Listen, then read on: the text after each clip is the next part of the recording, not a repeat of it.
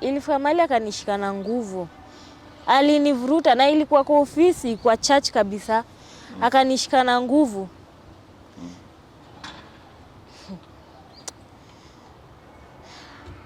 Yaani hiyo siku nikikumbukanga hata nasikia tu vibaya. Yaani hata sijui nisemeaje. Mpaka nikakuwa mjamzito. Kwa hivyo mimi saizi siogopi. Mtu mimi niko so sure anafanyanga mpaka trafficking. Na ni wasichana wengi sana wamekufa kwa mikono yake na hashughulikangi. Hata sana mwapeleka huko wakaenda wakufie huko, familia zao zilikuwa zinakuja mpaka huko kwa ofisi yake, wanajaribu kuongea na one kama hata watasupport hiyo mwili ikuje. Yeye ashughulike. Kwa sababu haimuhusu. Yeye ako sawa. Na amepata zile pesa zenye alikuwa anataka. Unaona mtu ni mzima, namuita father, lakini matendo yake hata sidhani shetani anaweza fanya matendo kama huyo. Father ni mnyama. Beba yote. Nikibeba labda maharagwe, si mingi, just a portion kidogo. Anaona mimi nabeba kila kitu. Ni akuje tuongee, niache kupewa hizi threats from the family, pia hawa nielewe, waache kusikiza mambo ya huko nje. And then we can start afresh. Kila kitu. Juzi huko Ushago Nyandaro, si tuko na shamba. Yeah? Tunalima. Tukikuja nazo 3/4 Fr.Francis. Gunia mzima 3/4 inaenda kwa Fr.Francis. Fr.Francis anapikiwa kwa church. Wacha na hizo mambo. Twende tukaongee. Tenda zote za church anapewa. Pesa zinaenda wapi? Mbele yangu twende tukaongee. Hakuna please, tunaenda na yeye. Kwanza don't babe me. Kwanza usinishike. Please. Unataka kuniibisha mbele ya watu? Aibika. Kwanza hiyo aibikeni na huyo father. Mambo vipi? Kama kawaida, this F001, your number one online channel where we educate, we entertain, and most importantly we empower. Guys, if you're new here, you know how we do it. Like, subscribe, and don't forget to share. And we thank each and every returning subscriber for showing us love, trust, and support, and just to ensure that we are where we are right now. Anyway, I'm handling these very sensitive stories, and because you people have asked for it, I have to do it in black and white. And it's a very risky story, but I've been forced, because as in, when I try to hide these things, you guys end up blaming me. I'm having two beautiful women, Ama ladies, each with their own stories. The one on my left was here last time when Mama Francis was here. Remember the alleged story of father. It's quite unfortunate. This thing has really developed many stories. He may create unemployment on this side, and you have a footwork kazi, but she has managed to come here to tuambia why. And then on my right hapa, I have this lady hapa, amenisumbua sana ever since I posted that video. Normally I don't always pick calls nini, vile alinitrace from Instagram, from YouTube, all over. She was all over saying she has some sensitive information to give. I tried listening to her 1, 2, 3. Nikasema siwezi sikiza hii story peke yangu.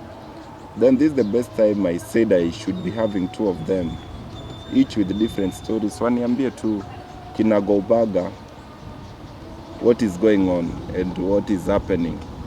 You all requested for Father Francis, but I'm sorry, ni ngumu. Hata nyinyi mnajua we can't bring him on board. It's totally impossible, not unless we will be forced to, if at all, things will take a different route. So sijui nianze na wapi. Hata nianze tu na mambo. Poa. Karibu sana. Nimekaribia. Thank you for coming. Na I'm really sorry for what has happened kwanza. Asante. Ulifutwa kazi siku gani? Mimi nilifutwa tu kazi few days after tumekutana na wewe. Hiyo siku nikiwa nachukua mtoto. Sisi nilikuwa naona tu you were good. Nini nilifanyika? Yeah, after I told my madam the story about how the father was treating me, sometimes akinituma yani nilimwambia tu story yote, zile vitu zote father mwenyewe alikuwa ananifanyia. Madam akaona ni kama nitamuexpose. Na akaamua tu kunifuta kazi. Na akanithreaten, na aliniambia nikijaribu kusema kitu yoyote ama niambie mtu yoyote kitu, ni mimi atadili na mimi. Sasa mimi hata saizi atukisema. Sasa namuogopea nini? Ashanifuta kazi. Na afadhali ni open up, ndio hata kuja kunifanyia kitu yoyote. Unajua akuja kufanya kitu juu nishasema watu watajua tu ni yeye. Mimi sasa simuogopi, kitu yote anataka kufanya anaweza nifanyia. Labda kabla nikuje side wako ni ruhusu tu nimsikize tu kidogo, then I come back to your side. Umemfanyia kazi for how long? Nimefanyia Mama Francis kazi for 2 years. 2 good years. 2 good years. Na unaweza kabla for 2 good years unaweza describe Mama Francis kama mama aina gani? Mama haezi kuwa rafiki ya mtu, acha tu niseme hivyo in short. Mama ako rude, ako so bossy, yani hata nikijaribu tu kuangalia places zote nimefanya kazi na ni compare na hapa, hapo nimefanya kazi miaka 2 lakini mama yani ni mtu mwenye haezi kana watu kabisa, hawezi. Na alikuwa nakulipa vizuri? Kulipo nilikuwa nalipo but si alikuwa ananilipa. Ni Baba Francis. Baba Francis ndiye alikuwa ananilipa. Yeye alikuwa ananilipa direct. Juu contract ilikuwa ni yeye anilipe direct. Sasa pesa haikuwa shida juu hiyo ni bwanake alikuwa ananilipa. Hata ilikuwa inafanya sometimes akitaka yani akijaribu kufanya hizo vitu alikuwa ananifanya, yani kukua mrude, kukutusi, sometimes anakupiga. Ilikuwa inafika mahali nikitaka kuambia Baba Francis anakuja kuapologize juu bado alikuwa anaogopa bwana yake. Alikuwa anamuogopa juu bwana yake ni mtu wa sheria.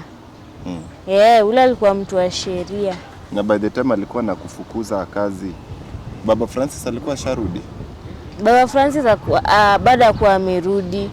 By the hata ajui kama nimefukuzwa kazi.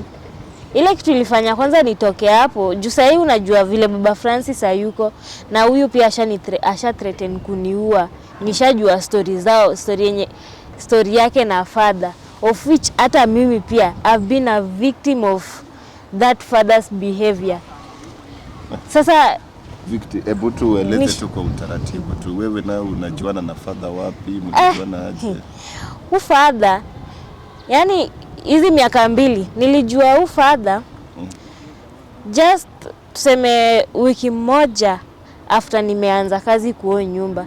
Na nilimjua through my madam. The father used to come hapo kwa nyumba. By the first time sikuanga najua nini alikuwa anakuja kufanya kwa nyumba. Na alikuwa anakuja vizuri, amevaa mpaka hiyo gown yake ya father. Mimi nikafikirianga ni maombi. But later vitu nilikuja kuanza kuona. Yani ilifika mahali sijui ni kunizoea ama sijui, ilifika mahali hadi father akiingia tu kwa nyumba wanaanza romance immediately. Na sasa hiyo mwenye nyumba which is Baba Francis hayuko, tuseme ametravel, bibi yake anapata time, anaita father anakuja kwa nyumba, anakaa kwa nyumba hata 1 week. Anakuja anakaa Monday to Saturday, alafu Sunday anaenda church. Yani alafu hii time yenye father ako kwa nyumba mpaka unajiulizanga mafadha wanakuanga father ukweli ama hizi ni vitu tu. Juu zile vitu baba alikuwa anafanya, mimi nitamuita tu mbaba juu hata kumuita father ni kukosea kanisa heshima. Baba ilikuwa saa nyingine na anapata kama tuseme unafagia nyumba mu na mop, mtu anakurarulia nguo, anararua nguo, sijui nini anataka kuona. Sasa tuseme madama yuko, mtu anakuja ananitoa nguo na baki uchi na ni mwanaume. Hizo ni tabia gani? Hata kama ni wewe imagine. Saa nyingine umeenda church, mnaenda kutoa hizo mnapeleka, kuna zile offering tunapelekanga kwa ofisi. Sasa my madam amenituma nipeleke hizo offering. Ukifika huko mtu ananyorosha mpaka mkono, ananiingiza mkono kwa suruari. Na ulikuwa unamkataza kweli? Ufadhali kuwa yani ni ule mtu wa kufanya vitu mpaka aone unalia. Mpaka kuone unalia ndiye achane na wewe. Kama hujalia ama sijui ni ignorance. Hadi kuna time father mmoja huyu ilifika mahali akanishika na nguvu. Alinivuruta na ilikuwa kwa ofisi, kwa church kabisa. Akanishika na nguvu.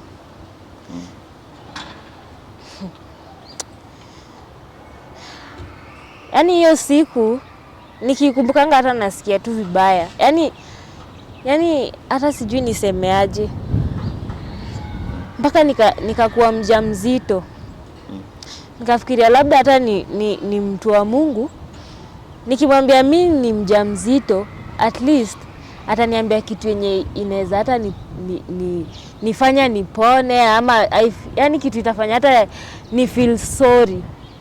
Unajua mtu alichukua dawa akaniekea kwa drink, then I ended up drinking, yani consuming that drink, mimba ikatoka, and that's how I lost even my womb. Sasa hata siwezi za juu ya ufadha mmoja, mtu mwenye aezi ona skati kipita. Na zile mi hata mtu mwenye nahurumia kenye nafanya tu sasa ni open up. Huyu mtu nahurumia ni Baba Francis. Juu hata mali yako hata yeye anaweza endewa. Ufadha mimi namuogopa kabisa.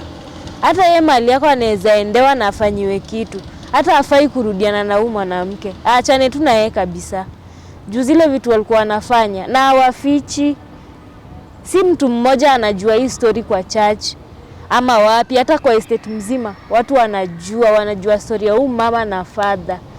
Na huyu Baba Francis akiendelea kukaa karibu na huyu mama, naona kama huo father anaweza mdhuru. Na labda nirudi tu nisikize side yako. Mami insist sana, you want us to talk. After seeing this video you have information. Nikakwambia unajua most of the times I don't do exposes ama nini. Maybe tuanze na umejuana na father we? So mi ni orphan. Wazazi wangu walikufa nikiwa mdogo. Kapelekwa hiyo children's home yake. Na hapo ndo nilijulia father. Nimekuwa children's home primary life yangu yote na high school. Pakele all that time set nilikuwa naishi maisha normal kama ya watoto wengine. Maisha yangu ilikuwa ngumu tena sana huko children's home. Na chanzo kubwa kabisa ni huo father. Na si mimi peke yangu. Ni wengi. Ni vile labda mimi ndo ni voice yao. Hawezi kuja wajiseme. Si kila mtu atakuwa na courage kama yangu. So ikafika 2020 yote time ya COVID.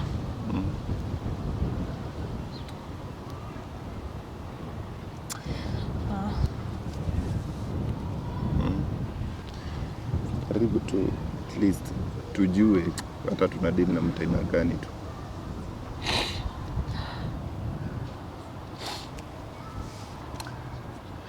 So yote time ya 2020 time ya COVID.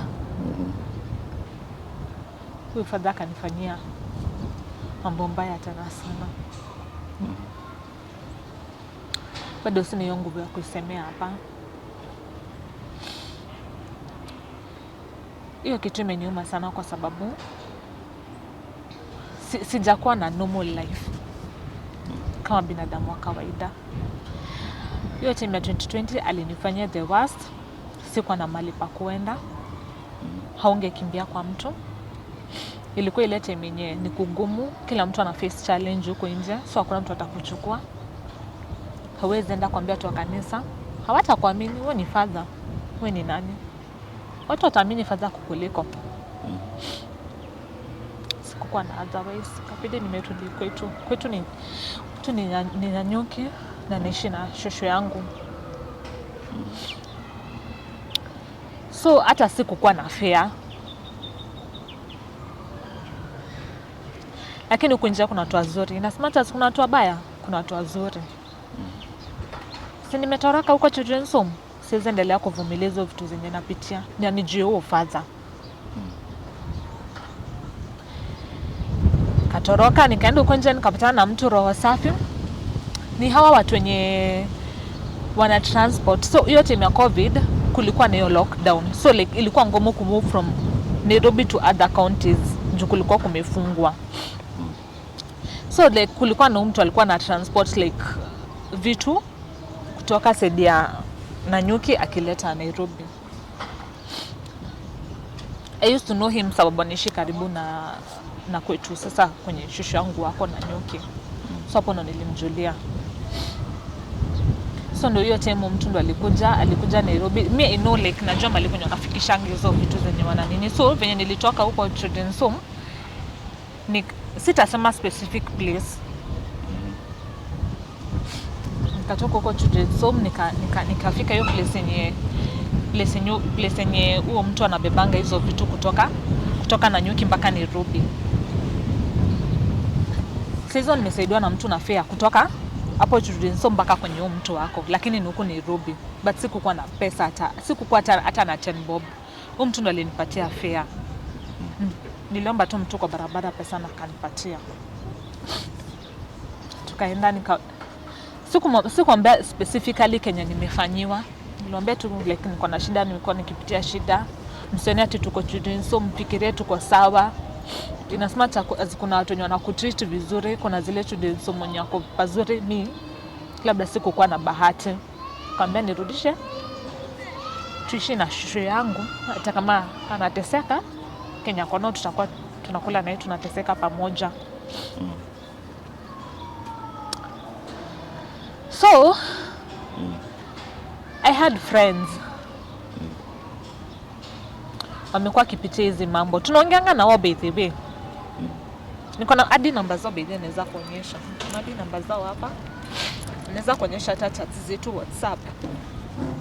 Wanataka open hapa tuongee. You see? So kenye meni hurt the most, nimekuwa nikasema hii siwezi kwa nikivumilia. I had this friend alikuwa anaitwa Masi. Nikitoka Children's Home nilimwacha Children's Home, but alikuwa anafanywa vitu mbaya sana na huyu father. Na alikuwa anashinda kimthreaten na akimwambia atamuua.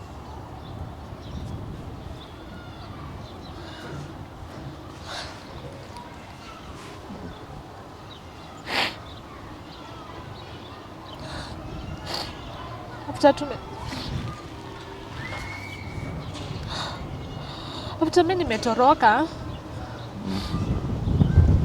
nilipigiwa na huyo mwenye alikuwa matron wetu, because I had a number of it.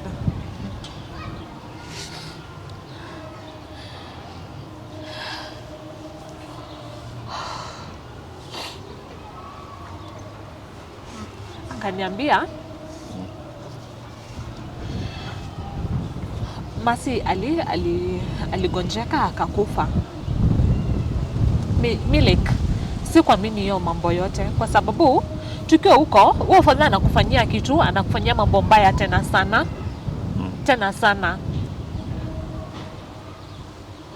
Alafu anakuthreaten, anakuambia atakuua, najukunya mjiwezi.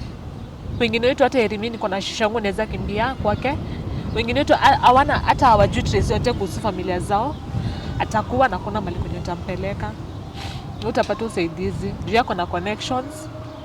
Ni mtu mkubwa, ni cartel. Hakuna kwenye unaweza mpeleka. So like venye matron alinipigia akaniambia ati Masi amekufa, mimi sikuamini hiyo maneno. Mpaka saa zile niliona kwa group ya WhatsApp wametengeneza hiyo tumchangishie ya sendo. Sasa mimi kitu yenye ilinifanya nisiamini Masi alikufa like a natural death. Ni venye tukiwa huko tulikuwa tuna share. She was my best friend. Tulikuwa tuna share na yeye sana. Kanimea venye ufadha amekuwa akimfanyia mambo mbaya. Na mimi namwambia, ananiambia anashinanga kimthreaten, akimwambia atamuua. Ndio anajifanya kwa close na my sisters. So like huo father alikuwa na feel threatened. Masi anaweza ambia au my sisters Kenya amekuwa akipitia na Kenya tumekuwa tukipitia. So mimi na way misioni kama like Masi, mimi naona Masi aliuliwa. Na niko so sure aliuliwa. Hata waishi hata after your death hata na polisi ama anyone that story? Siwezi share, ni cartel. Akona connections, anajua na kila mtu huko nje. Na uogopi hata labda maybe saa hizi anaweza kukutafuta hata kufanyia kitu mbaya?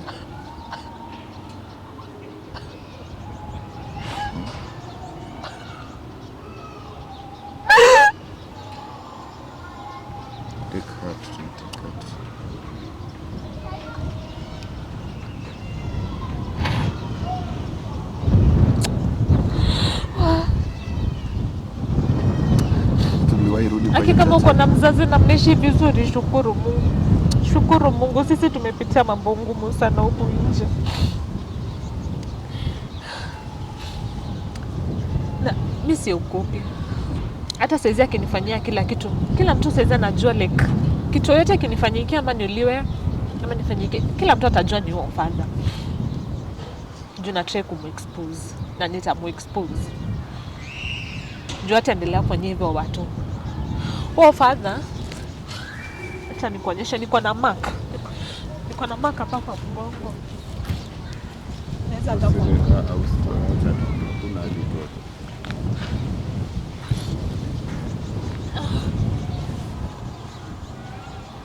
Hakuna jionyeshana. Oh father.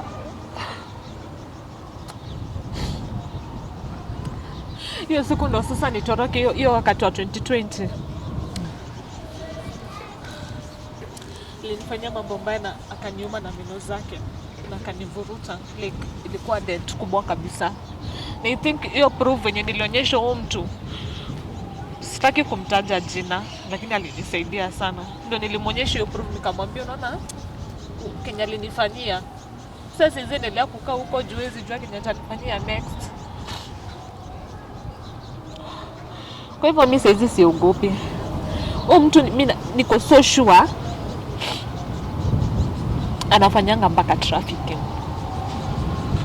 Na ni wasichana wengi sana wamekufa kwa mikono yake na hashughulikangi. Hata sana mwapeleka huko, wakaenda wakufie huko, familia zao zilikuwa zinakuja mpaka huko kwa ofisi yake, wanajaribu kuongea na one kama hata watasupport hiyo mwili ikuje. Yeye ashughulike. Kwa sababu haimuhusu. Yeye ako sawa. Na amepata zile pesa zenye alikuwa anataka. Unaona mtu ni mzima, namuita father, lakini matendo yake hata sidhani shetani anaweza fanya matendo kama huyo. Huyo father ni mnyama. Na hata tukiwa hapa mimi nawaofia nyinyi wote. Hata yeye nakuofia. Hakuna Kenya hizi kufanyia. Ni mtu anajulikana huko nje. He has very good connections. Kuna kwenye unaweza mpeleka huyo. Na sasa niwaulize tu swali hata mkiwa hivi wawili. Nikianza na side yako. Wewe ulifukuzwa kazi. Sasa hizi unakaa wapi? Mimi mali nakaa, Mungu tu ndiye anajua. Juu mimi sina mali naweza kaa niseme ati nitaka hapo nikuwe safe. Juu mali huu mama na bwanake walinitoa ilikuwa kwetu kwa babangu. Na nikirudi huko siko sure na maisha yangu, hata babangu sijui kama ako safe. Mimi sasa nimebaki na babangu peke yake. Sijui kama ako safe mali yako. Juu anaweza enda atafuta akiulizwa niko wapi. Sasa wewe umejificha. Mimi sasa nafanya tu kazi ya kukimbia at least nisionekane. Wanajua mpaka kwetu kabisa, mpaka huyo father mwenyewe ananitanganya kandiege kila siku tukikutana, ananitanya kandiege. Anajua mpaka kwetu na huyo mama. Mnatoka sehemu moja? Tunatoka sehemu moja. Moja kabisa, na gari tukienda ushago tunapanda gari moja. Mimi siko safe. Sasa hii nafanya tu kazi ya kukimbia. Leo niko huko, kesho niko huko, kwingine tena kesho nyingine. Ni hivyo tu. Hata sasa ukiona vile nakaa. Nakaa kweli mwenye anatoka mahali yako na amani. Sina amani kabisa, na hofia maisha yangu. Na siwezi kaa mahali ati nimerelax ati sasa juu nimetoka huko. Hakuna. Hata siwezi enda kutafuta kazi kwa nyumba ingine. Ni kama kurisk maisha ya hiyo familia. Napata sana. Sasa mimi niko tu naishi tu kama mnyama. Juu alishaamua maisha yangu ikuwe hivyo. Lakini naamini Mungu mmoja tu atawalipa. Hizi vitu zote wanafanyia watu hapa nje. Na ile kitu yenye wamesababisha mimi mwenyewe napitia. Mungu yuko na anaona kila kitu. Na hao watu wote wenye wanajifanya mafadha hapo nje na tabia zao ni hizi. Siku ya kiyama inafika. Siku 40 yao inafika. Na mami, sasa huu utasurvive aje moving forward na hii story? Unajua hadi najiuliza ni posti kitu nisipost. Mimi nikitoka hapa tu ndarudi na nyuki. Mimi siogopi. Nasikia nimechoka. Mimi hata siishingi maisha. Nilikufa kitambo. Maana tu niko sawa. Kinaangalia hivi appearance, physical appearance. Mtu anaona tu niko sawa. Mimi nilikufa kitambo. Una date uko na hata boyfriend? No. Mimi nachukia wanaume. Why? Njoo vitu zenye huo fadhali nipitisha. Mimi sioni kama kuna mwanaume mzuri huko nje. Sijai grow na brother, sijai grow na na dad. Huyo alikuwa anafaa kukua father figure wetu. Lakini amenionyesha ile wanaume ni wanyama. Siwezi date. Rudi hata hiyo chachi yake. Siwezi. Hata mambo ya kanisa niliosha hivi mikono. Naogopa tu kanisa. Sitaki kitu yote kwa associated na kanisa karibu na mimi. Juu kama mtu wa kanisa ndo ni mnyama kuliko mtu wa huko nje. Sasa nikae na watu wa huko nje.